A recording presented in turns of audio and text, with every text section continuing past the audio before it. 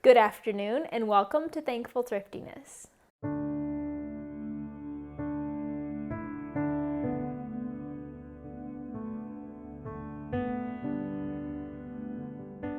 I cannot believe I'm saying this, but when this video was posted, the next day, Griffin and I will have been married for an entire year.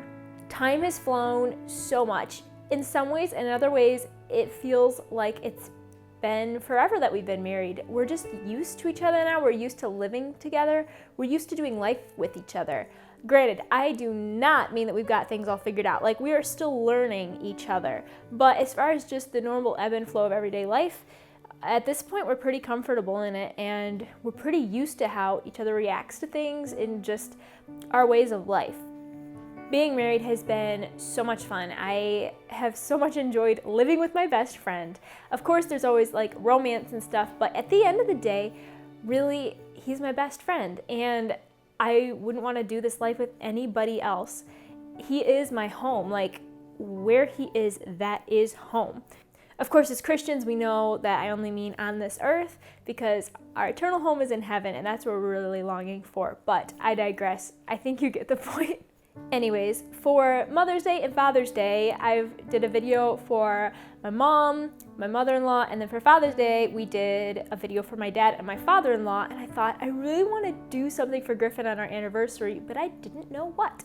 And then I thought, sister, I've lived with this guy for a full year. Yeah, he's taught me things. So today I want to share with you 5 things my husband has taught me in this year that we've been married, and obviously a little bit when we were dating and engaged. Now, when I say taught me, I don't mean that I've got it down pat. I mean, I'm observing him doing this, and I hope to one day emulate that and do likewise. Number 1, not holding on to things. There are so many different ways that this applies to life, but the way I'm thinking of it right now is Griffin does not hold on to grudges. And I definitely believe it's from the Lord. It's also just kind of his personality.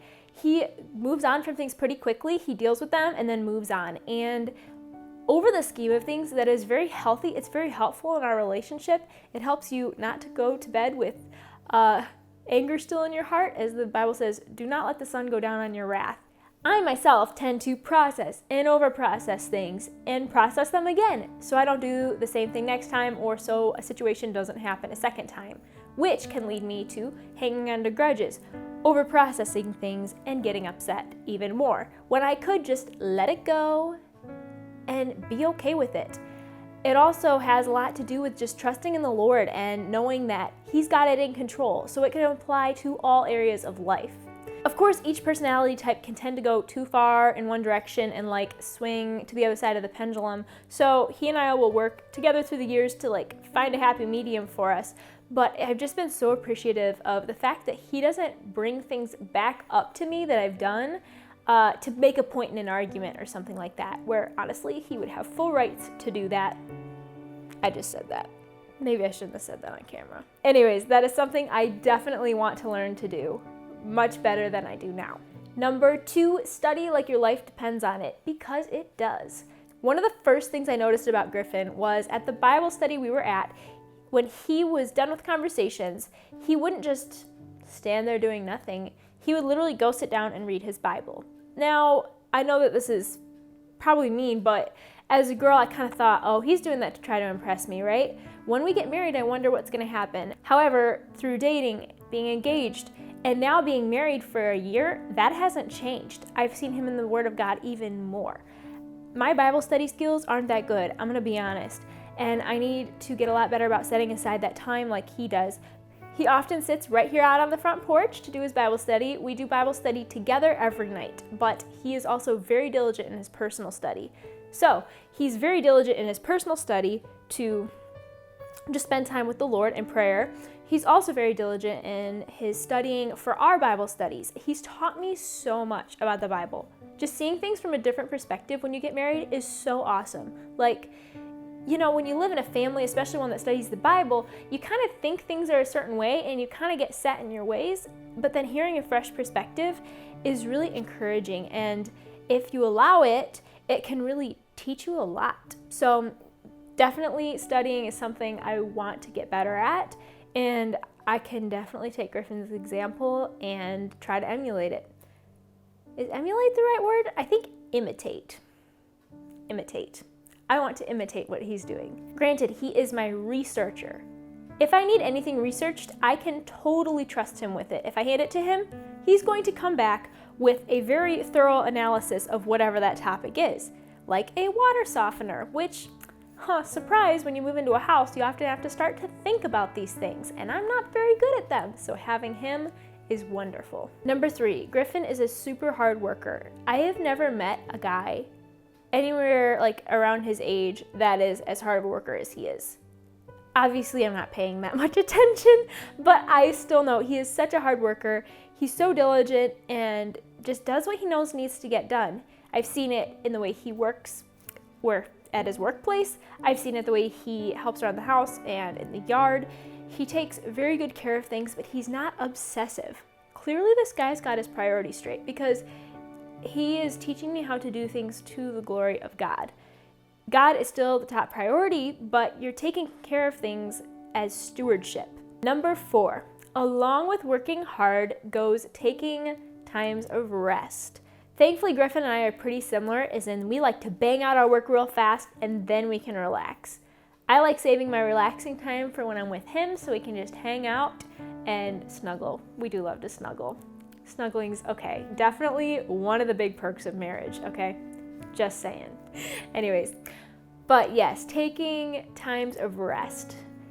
I am not very good at finding a balance, so seeing that he doesn't overstress about this stuff tells me I need to stop stressing out about, okay, when should I work? Okay, when should I rest?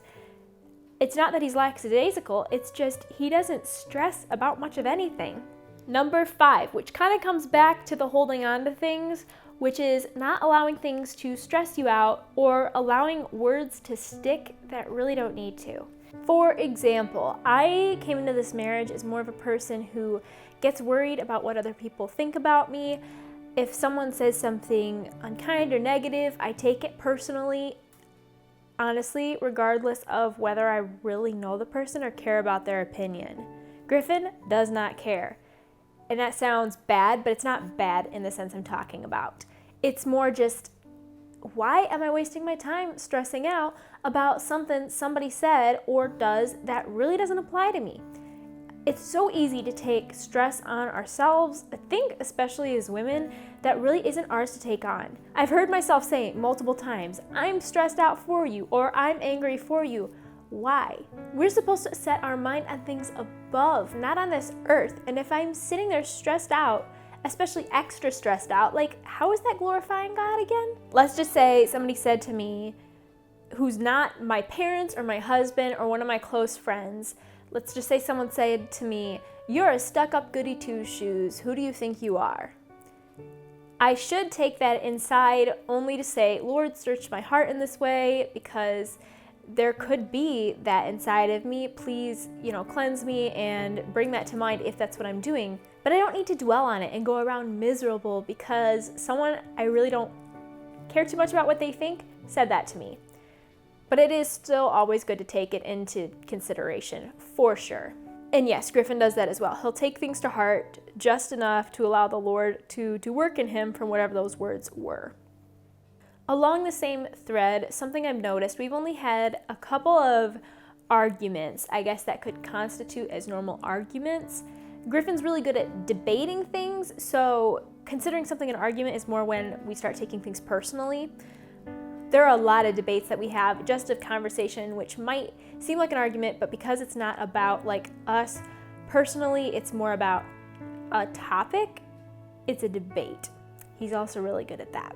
But after the couple of actual arguments that we've had, he always apologizes for hurting me or basically making it personal when it doesn't need to be. I don't think he's really done that either time, but just the fact that he stops and makes sure that I'm okay, that I know that he still loves me, and that even if I did do something wrong, it's not like he hates me or loathes me for it. He loves me and wants me to do better. Or if it's something I'm not understanding and just being stubborn about, he wants me to know that the reason he wants me to understand is because he loves me. He doesn't want me to be thinking something that isn't true or is wrong or something along those lines. So those are 5 things my husband has taught me. Griffin, you've been an amazing husband for this past year. I've so enjoyed being married to you, getting to know you even more. Thank you for how patient you are with me, how much you've taught me. You're my best friend. I love you so much. And I hope we have many more years together. Actually, I hope Jesus comes back soon and we're raptured together. Barring that, I hope we have many more years together, and I know that you feel the same way. To those of you who are watching, thank you so much for watching this video. Again, I am not trying to paint the picture like we're perfect or have it all together, but I did want to share these things because some of these, like the letting go of things that really don't matter, it's been really not revolutionary, but big in my walk with the Lord, and it's teaching me a lot, so I thought maybe someone would benefit from hearing that. Let me know in the comments below, what is something your spouse has taught you that's changed who you are? I've heard some people say that they don't want to change who they are when they get married, or they don't want the person they marry to change who you are, but it is inevitable. For those of you who are not yet married, hear me loud and clear. Who you marry will change who you are. The goal is that it changes you for the better, and that together you can be iron sharpening iron and teaching each other good things versus pulling each other into sin, into temptation, and etc. But just know, you cannot remain the same person when you get married. You just can't. A lot of the fundamental things about what you believe and who you are will remain the same, but there is so much that changes. Have a wonderful rest of your day, and I look forward to talking to you next week. See ya!